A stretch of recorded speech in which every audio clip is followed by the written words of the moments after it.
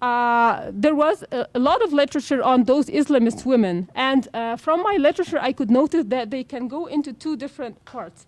One part, we can talk about women as part of an Islamic movement, like that could delineate the relationship or their activism within the private-public sphere. And you could see that members of larger political movements who deem their activism as part of a larger social movement geared toward capturing state power. And those women were contented with the limited access they had to the public sphere that was permitted to them. Even those who were not happy, and they were called feminists or dubbed as feminists, for example, by Azza Karam in her book, Women, Islamists, and the State, when she talked about those women who were thinking of being treated unjustly as women, and she thought of them as feminists. She said they would still hate the word feminist because they felt that the word feminist is, of course, is inaccurate and an irrelevant Western notion. But though they have stated in their interviews that their social injustice that was befalling them was actually part of a large social injustice happening within the whole society, because the whole society was corrupt, because the whole society was not following Islam and Islamic beliefs and so on. So we see how different they are.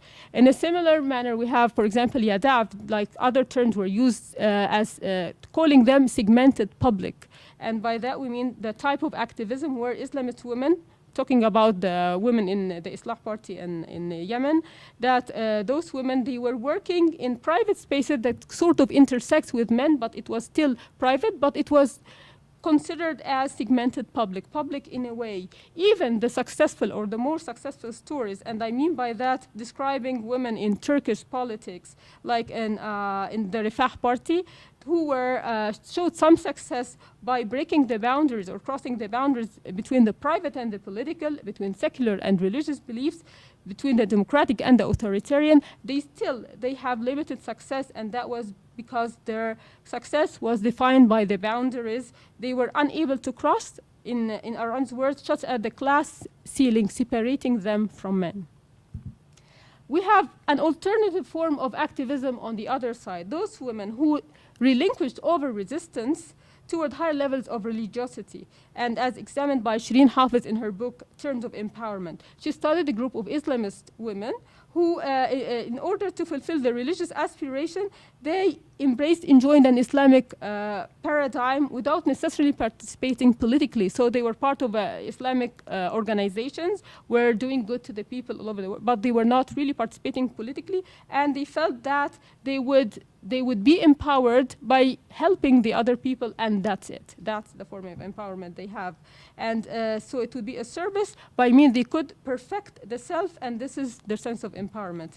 From the similar spiritual nature, but even in a stronger manner, we have Saba Mahmoud in her book, Politics of Piety. She described the famous mosque movement, where women, they went to mosques and they went to pray, and they held public meetings for the purpose of teaching one another Islamic principles. So that was the form of empowerment in mosques, breaking the male-centered norm, of course, because they were led by women.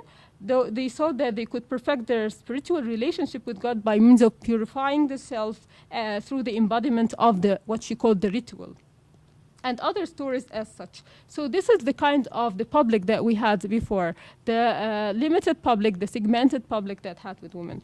For women that I have now, they have a different kind of public. They are going to the real public.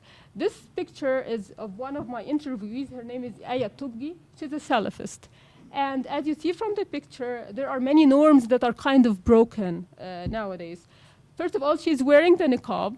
She still does. She wears the niqab, but she's wearing colors now. She has changed from what she called the milhafa, or something like a shawl, like a chador, Iranian chador, and she's wearing instead a sort of a abaya. So things are changing a bit, but she's still wearing the niqab. What was striking to me is that how can a woman with a niqab show herself? It's not a private posting, it's a posting on Facebook, and that was kind of strange or new to me. And the colors, how could she show a picture of herself? And I was surprised, even more surprised by her answer when she told me that I would like to post my pictures on Facebook because I want to show people a nice picture of a woman wearing the niqab so that they can understand that we're not bad. We are different, but not bad.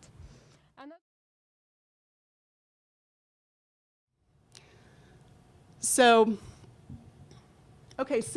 my thesis is looking at, I'm going to use the Advocacy Coalition framework that was proposed by Sabatier and Jenkins Smith. And what this is it's you are able to go in and look at various organizations that have different coalitions within them. And they divide it into different types of beliefs. So people within the women's, and I look at the women's movement within Morocco, the women's movement within Tunisia, but also the women's movement regionally and what they're doing regionally together, because they really do feed into each other.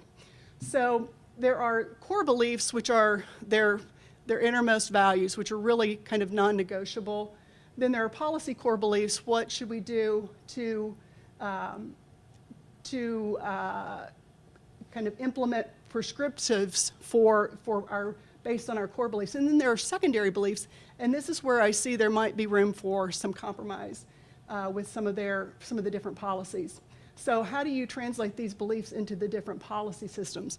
There's a thing called devil's shift within the competing frameworks within this advocacy coalition framework, and it is, you see the activities of other coalitions within the framework as more negative than they actually are. And so this really came out. I was at a conference in Fez, and it was mostly secular, but people from all over the Mediterranean region. But as you look, it's mostly kind of secular. There were very few hijabs. There were, in the audience, there were more clearly more conservative attitudes, and there was this friction in the conference, and I was asking, what is this friction? And a couple people said it's the Hind organization, and I really wanted to know what exactly was this friction. And they're much more conservative interpretation of the Quran. They believe in complementarity of roles, so I ended up saying, well, I've got to go find out. And so I went to Casablanca and met with 7 or 8 members of their organization for an afternoon to say, what is it that you all felt kind of shut out of this meeting? What are your views on, I'm interviewing these different women's associations, what are your perspectives? And I'll go into that a little bit more, but this has really been used when you get things like domestic violence in Great Britain, where you have people who say, well, if my wife is mouthy, I just, this was in the 1970s, 1980s, where it's my right, it's a private matter, and yet you have other people who say, wait, that's not the way we have evolved, this is not the way we should treat one another. So you have really opposing perspectives vis-a-vis domestic violence, opposing perspectives forestry. So you have the forestry industry who wants all that wood to build their furniture, and then you have environmentalists who are at odds. Climate, same thing. You have the climate change, and then what are factories doing to promote that, where you have really 2 opposing camps. And how do you come to consensus within these opposing camps? And that's where the Advocacy Coalition framework comes in. So methodologically, I'm interviewing people, and these are in-depth interviews with activists, lawyers, parliamentarians, party activists, ministers, and I started with all of the women's associations who have ECOSOC consultative status, and then word of mouth, who are the other main organizations who you would recommend I speak to. And then with the young people, it's mostly these focus groups, and the interviews are conducted in French, Arabic, or English based on their preferences. And then I tape everything and transcribe and translate it. So in Tunisia versus Morocco, these are the associations I've met with thus far. UNFT, ATFD, AFTERD, UGTT, because the trade union is so powerful, Equality and Parity, the Ministry of Women, but they asked to remain anonymous, and then the former Minister of Women, Lilia Labidi, who was Minister of Women under Ennahda Party, Kautar, which is the UN organization that works with women in Tunisia, and then Dr. Amal Grami from Manuba, And then for the youth organizations, the LET organization, and what I really find with the youth organizations and the ACDP, two big things. It's mixed gendered. The guys and the girls are working together, and they're working together for change through democratic processes. And so they're going into the countryside and training people what a democracy is all about, what it means to vote, why we vote. And I see that kind of crossing genders and also trying to be activists on the ground and reaching out to people who may not know what democracy is about, may not know what elections, what's important.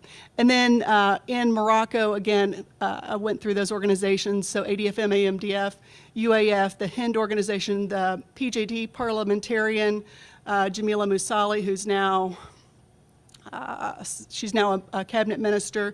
And then I met with CAPDEM, which is the youth organization promoting democracy in Rabat, as well as Teach for Morocco, which is young people who are raising money to build schools in Morocco.